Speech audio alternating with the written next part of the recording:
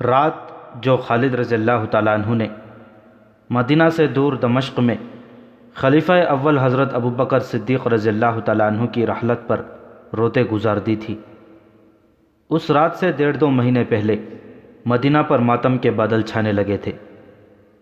امیر المؤمنین حضرت ابوبکر صدیق رضی اللہ تعالیٰ عنہ ایسی حالت میں ٹھنڈے پانی سے نہا بیٹھے جب ان کا جسم گرم اور پسینے سے شرابور تھا۔ فوراً انہیں بخار ہو گیا، علاج ہوتا رہا لیکن بخار جسم کو کھاتا رہا۔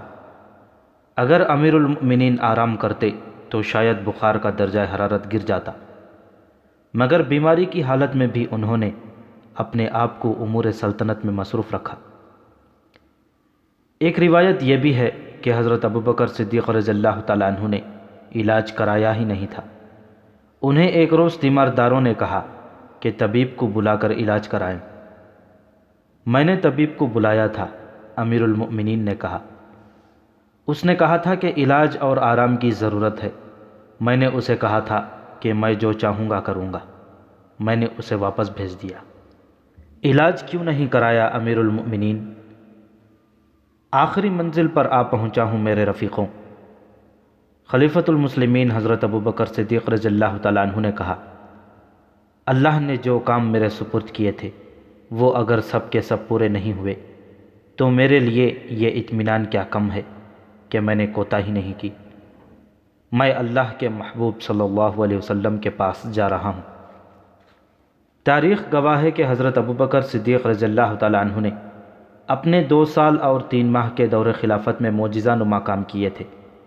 رسول کریم صلی اللہ علیہ وسلم کی وفات کے فوراً بعد ارتداد کا جو فتنہ تمام سرزمین عرب میں پھیل گیا تھا، وہ ایک جنگی طاقت تھی جسے ختم کرنے کے لیے اس سے زیادہ جنگی طاقت کی ضرورت تھی۔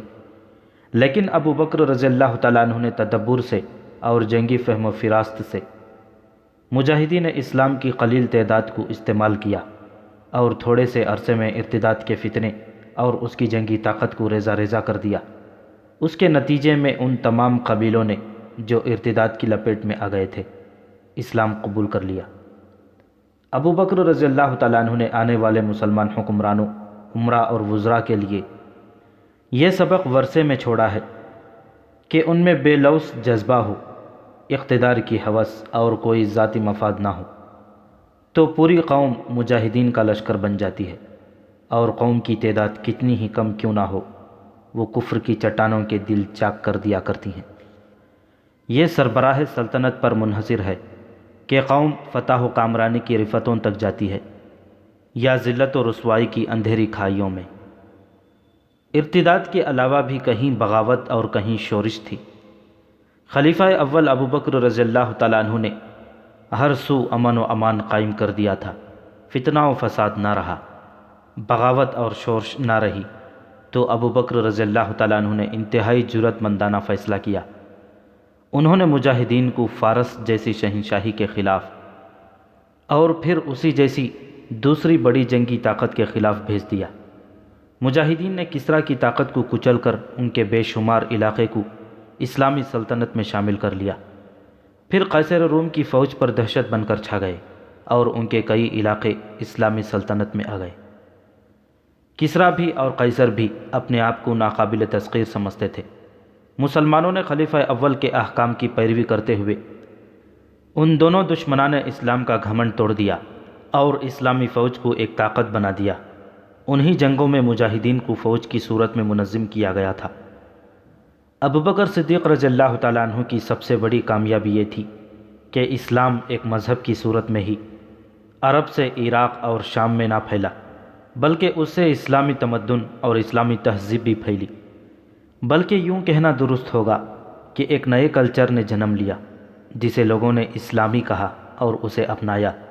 اس سے پہلے تو لوگ فارس اور روم کے کلچر کو ہی تہذیب و تمدن سمجھتے اور اسے فوراً قبول کر لیتے تھے۔ خلیفہ اول جیسے تھک سے گئے تھے اور پوری طرح مطمئن تھے کہ وہ خالق حقیقی کے حضور جا رہے ہیں اور سرخرو جا رہے ہیں۔ اس دور کی تحریروں سے اور مورخوں کی تحقیقات سے پتہ چلتا ہے کہ ابوبکر رضی اللہ تعالیٰ عنہ کو ایک مسئلہ پریشان کر رہا تھا۔ یہ تھا ان کی جانشینی کا مسئلہ۔ انہوں نے اپنے اہل خانے سے اس مسئلے کا ذکر کیا تھا۔ میرے اللہ کے رسول صلی اللہ علیہ وسلم کو موت نے اتنی مہلت نہیں دی تھی کہ کسی کو خود خلیفہ مقرر کرتے۔ ابو بکر صدیق رضی اللہ تعالیٰ عنہ نے کہا تھا، اس کا نتیجہ یہ نکلا کہ ثقیفہ بنی ساعدہ میں مہاجرین اور انصار کے درمیان اختلاف پر فتنہ اور فساد پیدا ہو گیا تھا۔ یہ تو اللہ کو منظور نہ تھا کہ اس کے رسول صلی اللہ علیہ وسلم کی امت، جس کی تعداد ابھی بہت تھوڑی ہے، آپس میں لڑ کر ختم ہو جائے۔ اللہ نے امت کا اتحاد میرے ہاتھ پر قائم رکھا۔ خدا کی قسم، میں رسول اللہ صلی اللہ علیہ وسلم کی امت کو اس فساد میں نہیں ڈال کر مروں گا کہ میرے بعد خلیفہ کون ہو۔ میں خلیفہ خود مقرر کر کے جان اللہ کے سپرد کروں گا۔ عظیم تھے خلیفہ اول کہ انہوں نے یہ بات سوچ لی تھی۔ اس دور کے تھوڑا عرصے بعد کے وقائع نگار اور مبصر لکھتے ہیں کہ خلیفہ اول نے سوچ لیا تھا کہ قبیلوں یا طبقوں یا افراد میں جب اقتدار کی ہوس پیدا ہو جاتی ہے تو قوم کا اتحاد پھٹے ہوئے دامن کی مانند ہو جاتا ہے۔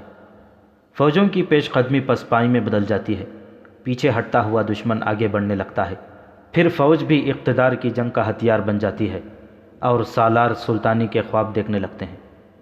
مسلمانوں کا وہ دور فتوحات سے مالا مال ہو رہا تھا، درخشاں روایات جنم لے رہی تھیں اور یہیں تاریخ اسلام کی بنیاد بن گئی تھی۔ ابوبکر صدیق رضی اللہ تعالیٰ عنہ کی دوربین نگاہوں نے دیکھ لیا تھا کہ قیصر و کسریٰ جو پسپائی اور زوال کے عمل سے گزر رہے ہیں اور نیست و نابود ہو جانے تک پہنچ گئے ہیں، وہ مسلمانوں کے نفاق سے فائدہ اٹھائیں گے اور عفریت بن کر اسلام کو نگل جائیں گے۔ کیا عمر کو لوگ قبول کر لیں گے؟ ابوبکر صدیق رضی اللہ تعالیٰ عنہ نے اپنے اہل خانے سے کہا، شاید نہ کریں، عمر مزاج کا بہت سخت ہے، اپنے احباب سے مشورہ لے لیتا ہوں۔ خلیفہ اول نے عبد الرحمن بن عوف رضی اللہ تعالیٰ عنہ کو بلایا اور تنہائی میں بٹھایا۔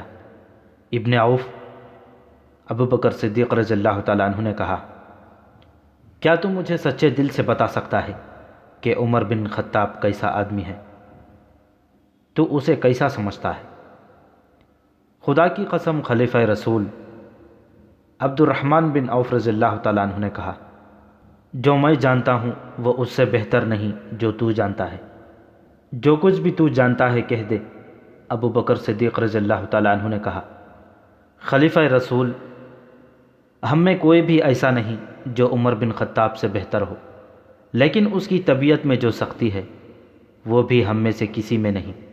رائے میری بھی یہی ہے ابن عوف، ابوبکر صدیق رضی اللہ تعالیٰ عنہ نے کہا، تم سب کو عمر کی سختی اس لیے زیادہ محسوس ہوتی ہے کہ میرے مزاج میں بہت نرمی ہے۔ کیا ایسا نہیں ہوگا کہ اپنے بعد خلافت کا بوجھ اس کے کندھوں پر ڈال دوں تو اس کی سختی کم ہو جائے گی؟ ایسے ہی ہوگا۔ کیا تو نے نہیں دیکھا کہ میں کسی پر سختی کرتا ہوں تو عمر اس کے ساتھ نرمی سے پیش آتا ہے، اور میں کسی کی کوتاہی سے یا غلطی پر اپنا رویہ نرم رکھتا ہوں تو عمر اس پر سختی کرتا ہے۔ وہ سمجھتا ہے کب سختی اور کب نرمی کی ضرورت ہے۔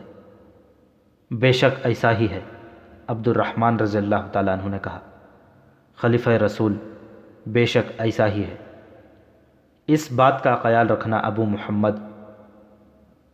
ابوبکر صدیق رضی اللہ تعالیٰ عنہ نے کہا، میرے تیرے درمیان جو باتیں ہوئی ہیں یہ کسی اور تک نہ پہنچے۔ عبد الرحمن بن عوف رضی اللہ تعالیٰ عنہ چلے گئے تو امیر المؤمنین اپنے ایک اور رفیق اور مشیر عثمان بن عفان رضی اللہ تعالیٰ عنہ کو بلایا۔ ابو عبداللہ، ابوبکر صدیق رضی اللہ تعالیٰ عنہ نے عثمان بن عفان رضی اللہ تعالیٰ عنہ سے کہا، تجھ پر اللہ کی رحمت ہو، کیا تو بتا سکتا ہے کہ عمر بن خطاب کیسا آدمی ہے؟ امیر المؤمنین، خدا کی قسم، ابن خطاب کو تو مجھ سے زیادہ اچھی طرح جانتا ہے، پھر تو مجھ سے کیوں پوچھتا ہے؟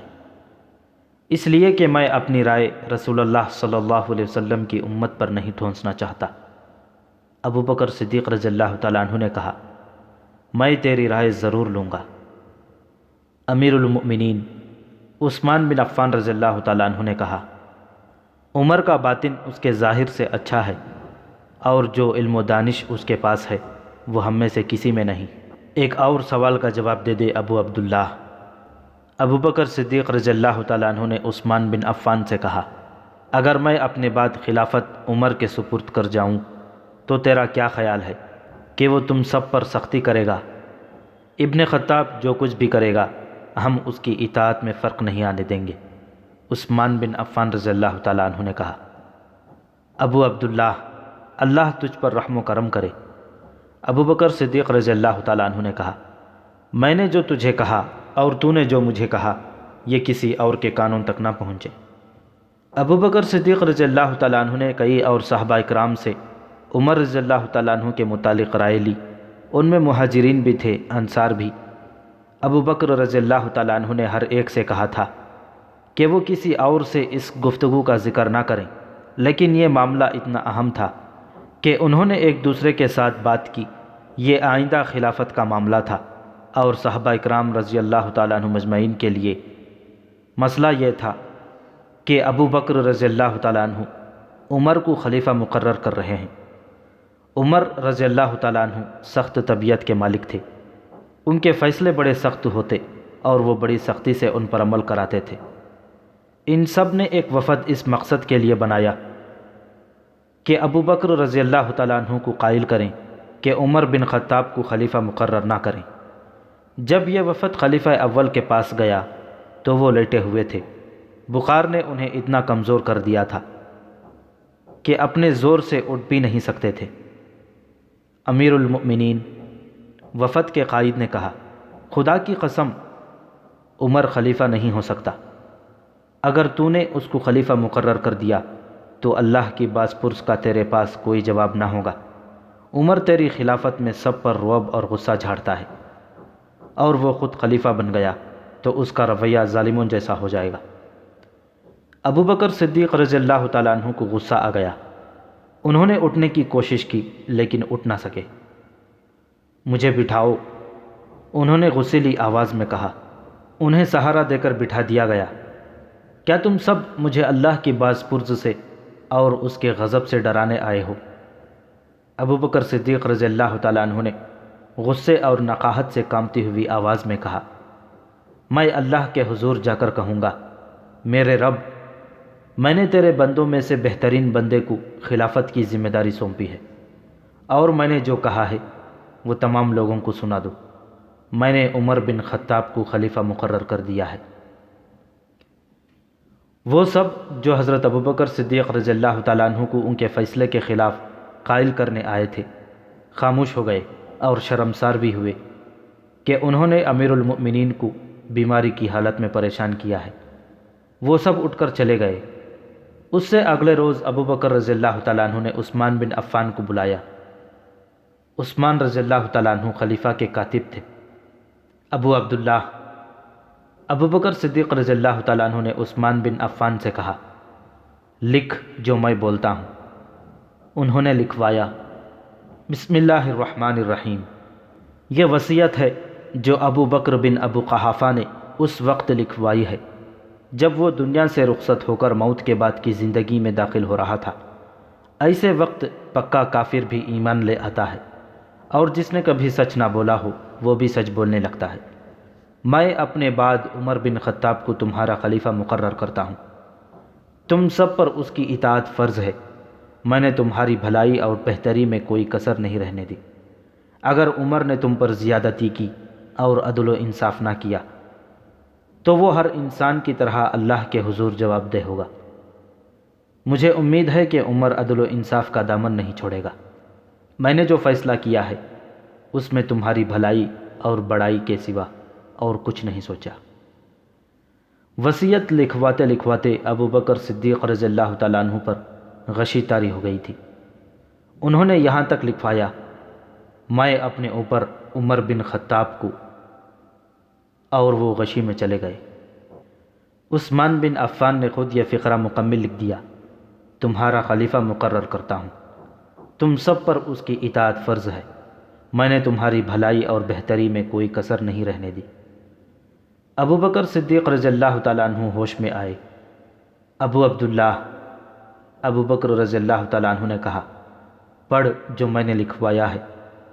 عثمان بن عفان رضی اللہ تعالیٰ عنہ نے پڑھ کر سنایا۔ اللہ اکبر۔ ابو بکر صدیق رضی اللہ تعالیٰ عنہ نے کہا، خدا کی قسم، تو نے جو سوچ کر لکھا ہے وہ سوچ غلط نہیں تھی۔ تو نے یہ سوچ کر عبارت پوری کر دی کہ میں غشی کی حالت میں ہی دنیا سے رخصت ہو گیا تو نامکمل وصیت خلافت کے لیے جھگڑے کا باعث بن جائے گی۔ بے شک امیر المؤمنین عثمان رضی اللہ تعالیٰ عنہ نے کہا، میں نے یہی سوچ کر عبارت مکمل کر دی ہے، اللہ تجھے اس کی جزا دے۔ ابو بکر صدیق رضی اللہ تعالیٰ عنہ نے کہا، انہوں نے عثمان رضی اللہ تعالیٰ عنہ کے الفاظ نہ بدلے اور وصیت مکمل لکھوا دی۔ مجھے اٹھا کر مسجد کے دروازے تک لے چلو، امیر المؤمنین نے کہا۔ ان کے مکان کا ایک دروازہ مسجد میں کھلتا تھا، وہ دروازہ کھولا گیا، نماز کا وقت تھا، بہت سے لوگ مسجد میں آ چکے تھے۔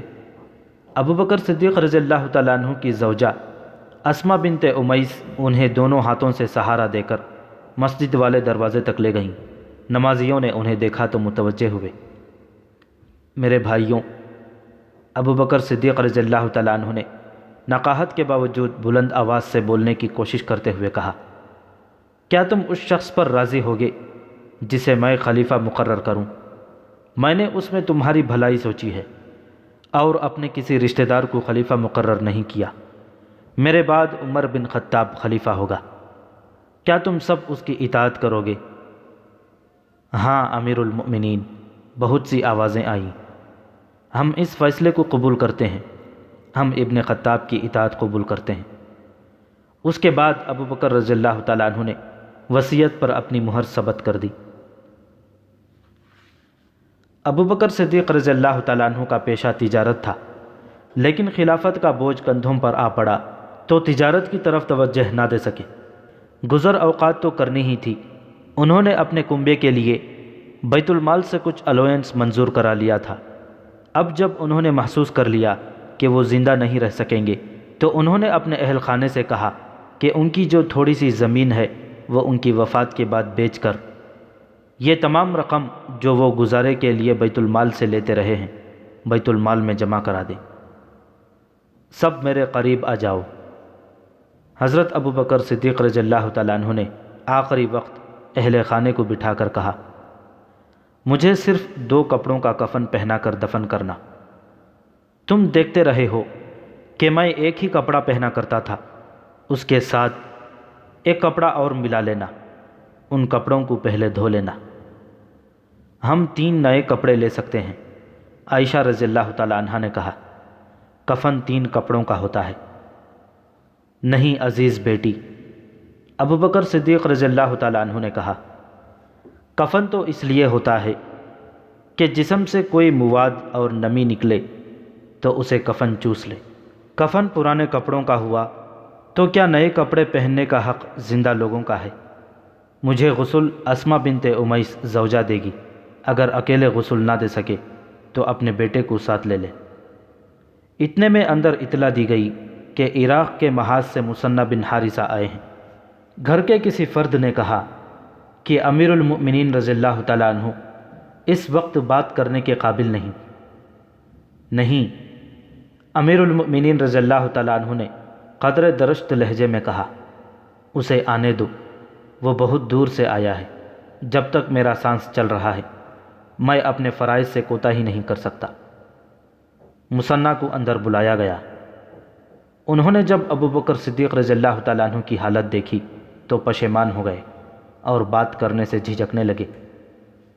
مجھے گنہگار نہ کر ابن حارثہ، ابو بکر صدیق رضی اللہ تعالیٰ عنہ نے کہا، ہو سکتا ہے تو مدد لینے آیا ہو، میں اگر تیرے لیے کچھ نہ کر سکا تو اللہ کی باز پرس پر کیا جواب دوں گا؟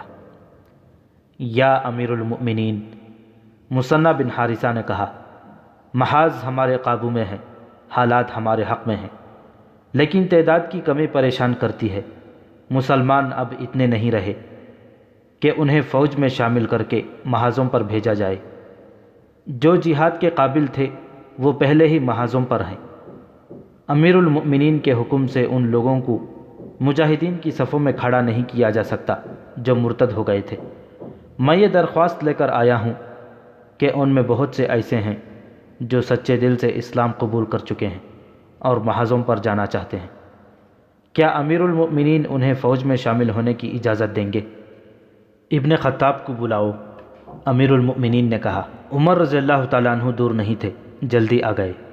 ابن خطاب، امیر المؤمنین نے عمر رضی اللہ تعالیٰ عنہ سے کہا، ابن حارثہ مدد مانگنے آیا ہے، یہ جو کہتا ہے ایسا ہی کر، اور اسے فوراً مدد دے کر محاذ کو روانہ کر، اور اگر میں اس دوران فوت ہو جاؤں تو اس کام میں رکاوٹ نہ ہو۔ عربوں میں رواج تھا کہ باتیں شاعرانہ الفاظ اور انداز سے کیا کرتے تھے۔ خلیفہ اول حضرت ابوبکر صدیق رضی اللہ تعالیٰ عنہ کی نزا کے وقت کی چند باتیں تاریخ میں محفوظ ہیں۔ ان کی بیٹی عائشہ رضی اللہ تعالیٰ عنہ ان کے ساتھ لگی بیٹھی تھیں۔ انہوں نے باپ کو نزا کے عالم میں دیکھ کر اس وقت کے ایک شاعر حاتم کا ایک شعر پڑھا، نزا کا عالم طاری ہوتا ہے، سانس نہ آنے سے سینہ گھٹنے لگتا ہے، تو دولت انسان کی کوئی مدد نہیں کر سکتی۔ نہیں بیٹی، ابوبکر صدیق رضی اللہ تعالیٰ عنہ نے نحیف آواز میں کہا، ہمیں دولت سے کیا کام؟ اس شعر کے بجائے تو نے قرآن کی یہ آیت کیوں نہ پڑھی؟ تجھ پر نزا کا عالم طاری ہو گیا ہے، یہی ہے وہ وقت جس سے تو ڈرا کرتا تھا۔ ابوبکر صدیق رضی اللہ تعالیٰ عنہ کی زبان سے یہ الفاظ نکلے تو انہیں آخری ہچکی آئی۔ انہوں نے سرگوشی میں یہ دعا کی، یا اللہ، مجھے مسلمان کی حیثیت میں دنیا سے اٹھانا اور بعد از مرگ مجھے صالحین میں شامل کرنا۔ یہ خلیفہ اول حضرت ابوبکر صدیق رضی اللہ تعالیٰ عنہ کے آخری الفاظ تھے۔ دن سوموار تھا، سورج غروب ہو چکا تھا۔ تاریخ 22 اگست 634 عیسوی بمطابق 21 جمادی الاخر 13 ہجری کی تھی۔ اسی رات دفن کر دینے کا فیصلہ ہوا۔ ابوبکر صدیق رضی اللہ تعالیٰ عنہ کی وصیت کے مطابق ان کی زوجہ اسماء بنت امیس رضی اللہ تعالیٰ عنہ نے غسل دیا۔ میت پر پانی ان کے بیٹے عبد الرحمن رضی اللہ تعالیٰ عنہ ڈالتے جاتے اور عبد الرحمن رضی اللہ تعالیٰ عنہ کی والدہ غسل دیتی جاتی تھی۔ غسل کے بعد وہ چارپائی لائی گئی جس پر رسول کریم صلی اللہ علیہ وسلم کا جسد مبارک قبر تک پہنچایا گیا تھا۔ اس چارپائی پر خلیفہ رسول صلی اللہ علیہ وسلم کا جنازہ اٹھا اور جنازہ مسجد نبوی میں رسول اللہ صلی اللہ علیہ وسلم کے مزار اور ممبر کے درمیان رکھا گیا۔ نماز جنازہ کی امامت عمر رضی اللہ تعالیٰ عنہ نے کی۔ مدینہ کی وہ رات سوگوار تھی، گلیوں میں ہچکیاں اور سسکیاں سنائی دے رہی تھیں، رات بھی رو رہی تھی۔ وہ عظیم ہستی دنیا سے اٹھ گئی تھی جس نے اسلامی سلطنت کی نہ صرف بنیادیں مضبوط بنائی تھیں بلکہ ان پر مضبوط عمارت کھڑی کر دی تھی۔ ابوبکر صدیق رضی اللہ تعالیٰ عنہ کو رسول کریم صلی اللہ علیہ وسلم کے پہلو میں دفن کیا گیا۔ قبر اس طرح کھودی گئی کہ حضرت ابوبکر صدیق رضی اللہ تعالیٰ عنہ کا سر رسول اکرم صلی اللہ علیہ وسلم کے کندھوں کے ساتھ تھا۔ اس طرح رسول کریم صلی اللہ علیہ وسلم اور خلیفہ رسول کی وہ رفاقت جو انہوں نے زندگی میں قائم کر رکھی تھی وفات کے بعد بھی قائم رہی۔ ابوبکر صدیق رضی اللہ تعالیٰ عنہ سب سے پہلے آدمی تھے جنہوں نے اسلام قبول کیا تھا۔ اب خلیفۃ المسلمین عمر بن خطاب رضی اللہ تعالیٰ عنہ تھے۔ انہوں نے اپنی خلافت کے پہلے روز ہی جو پہلا حکم نامہ جاری کیا وہ خالد رضی اللہ تعالیٰ عنہ کی معزولی کا تھا۔ انہوں نے تحریری حکم نامہ ابو عبیدہ رضی اللہ تعالیٰ عنہ کے نام قاصد کے ہاتھ بھیج دیا۔ خالد رضی اللہ تعالیٰ عنہ اب سالار اعلیٰ نہیں بلکہ عام سالار بنا دیے گئے تھے۔ اس کا مطلب یہ تھا کہ وہ اب کسی مفتوحہ علاقے کے امیر نہیں بن سکتے تھے۔ مدینہ میں عمر رضی اللہ تعالیٰ عنہ نے اپنی خلافت کے دوسرے دن مسجد نبوی صلی اللہ علیہ وسلم میں نماز کی امامت کی اور خلیفہ کی حیثیت سے پہلا خطبہ دیا۔ انہوں نے سب سے پہلے یہ بات کہی، قوم اس اونٹ کی مانند ہے جو اپنے مالک کے پیچھے پیچھے چلتا ہے، اسے جہاں بٹھا دیا جاتا ہے وہ اسی جگہ بیٹھا اپنا مالک کا انتظار کرتا رہتا ہے۔ رب کعبہ کی قسم، میں تمہیں صراط مستقیم پر چلاؤں گا۔ انہوں نے خطبے میں اور بھی بہت کچھ کہا اور آخر میں کہا، میں نے خالد بن ولید کو اس کے عہدے سے معزول کر دیا ہے اور اب ابو عبیدہ افواج کے سالار اعلیٰ اور شام کے مفتوحہ علاقوں کے امیر ہیں۔ مسجد میں جتنے مسلمان موجود تھے ان کے چہروں کے رنگ بدل گئے، بعض کے چہروں پر حیرت اور بعض کے چہروں پر غصہ صاف دکھائی دے رہا تھا۔ وہ سب ایک دوسرے کی طرف دیکھنے لگے۔ خالد کی فتوحات تھوڑی اور معمولی نہیں تھی۔ ابوبکر صدیق رضی اللہ تعالیٰ عنہ ان کی ہر فتح اور ہر کارنامہ مسجد میں بیان کرتے اور یہ خبر تمام تر عرب میں پھیل جاتی تھی۔ خالد رضی اللہ تعالیٰ عنہ کی زیادہ تر فتوحات معجزہ نما تھیں۔ اس طرح خالد رضی اللہ تعالیٰ عنہ سب کے لیے قابل احترام شخصیت بن گئے تھے، مگر عمر رضی اللہ تعالیٰ عنہ نے خلیفہ بنتے ہی خالد کو معزول کر دیا۔ ہر کوئی عمر سے پوچھنا چاہتا تھا کہ خالد نے کیا جرم کیا ہے جس کی اسے اتنی سخت سزا دی گئی ہے۔ ان میں کچھ ایسے بھی تھے جو پوچھے بغیر عمر رضی اللہ تعالیٰ عنہ کے فیصلے کی مخالفت کرنا چاہتے تھے، لیکن کسی میں بھی اتنی جرأت نہیں تھی کہ عمر رضی اللہ تعالیٰ عنہ سے باز پرس کرتا۔ سب جانتے تھے کہ عمر رضی اللہ تعالیٰ عنہ ابوبکر صدیق جیسے نرم مزاج نہیں، اور ان کی طبیعت میں اتنی درشتی ہے جو بعض اوقات برداشت سے باہر ہو جاتی ہے۔ ایک نوجوان جو خالد رضی اللہ تعالیٰ عنہ کے قبیلہ بنو مخزوم سے تعلق رکھتا تھا پھٹ پڑا۔ تاریخ میں اس کا نام نہیں آیا، اتنا ہی لکھا ہے کہ ابھی اس کی مسیں بھیگی تھیں۔ امیر المؤمنین، اس نوجوان نے انتہائی بلند آواز سے کہا، کیا تو اس سالار کو معزول کر سکتا ہے جو اسلام کی شمشیر بے نیام ہے؟ کیا ابن ولید کو رسول اللہ صلی اللہ علیہ وسلم نے سیف اللہ نہیں کہا تھا؟ تو اس تلوار کو زبردستی نیام میں ڈال رہا ہے جسے اللہ نے اسلام کی سربلندی کے لیے بے نیام کیا ہے۔ کیوں؟ تو نے ایسا حکم کیوں دیا ہے؟ کیا عمر سے یوں جواب طلبی کی جرأت کوئی کر سکتا تھا؟ عمر سے تو ہر کوئی دبکتا تھا۔ اب تو وہ خلیفہ تھے۔ اس کم عمر نوجوان نے جس تلخی سے بات کی تھی یہ عمر رضی اللہ تعالیٰ عنہ کے لیے قابل برداشت نہیں تھی۔ مسجد میں سناٹا طاری ہو گیا۔ سب کی نظریں عمر رضی اللہ تعالیٰ عنہ کے چہرے پر جم گئیں۔ عمر رضی اللہ تعالیٰ عنہ کے چہرے پر غصے یا خفگی کا ہلکا سا تاثر بھی نہیں تھا۔ یہ لڑکا مجھ سے خفا ہو رہا ہے، عمر رضی اللہ تعالیٰ عنہ نے ایسے لہجے میں کہا جس میں ہلکی سی درشتی بھی نہیں تھی، طنز بھی نہیں تھی۔ کہنے لگے، میں اسے جانتا ہوں، ابن ولید اس کا چچا زاد بھائی ہے۔ اتنا ہی کہہ کر عمر رضی اللہ تعالیٰ عنہ مسجد سے نکل گئے۔ اگر عمر رضی اللہ تعالیٰ عنہ خلیفہ نہ ہوتے تو ان کا رد عمل مختلف ہوتا، لیکن وہ جانتے تھے کہ اسلام نے قوم کے ہر فرد کو خواہ اس کی حیثیت کچھ بھی نہ ہو، خلیفہ اور اس کے کسی بھی امیر سے باز پرس کی اجازت دے رکھی ہے۔ اس سے اگلے روز عمر رضی اللہ تعالیٰ عنہ نے نماز کی امامت کی اور پھر خطبہ دینے لگے۔ وہ خالد رضی اللہ تعالیٰ عنہ کی معزولی کی وجہ بیان کرنا ضروری سمجھتے تھے۔ میں اللہ کے سامنے اور قوم کے سامنے اپنے اعمال کا جواب دہ ہوں، عمر رضی اللہ تعالیٰ عنہ نے کہا۔ ابن ولید کو میں نے کسی ذاتی رنجش یا کسی بے بنیاد الزام پر معزول نہیں کیا۔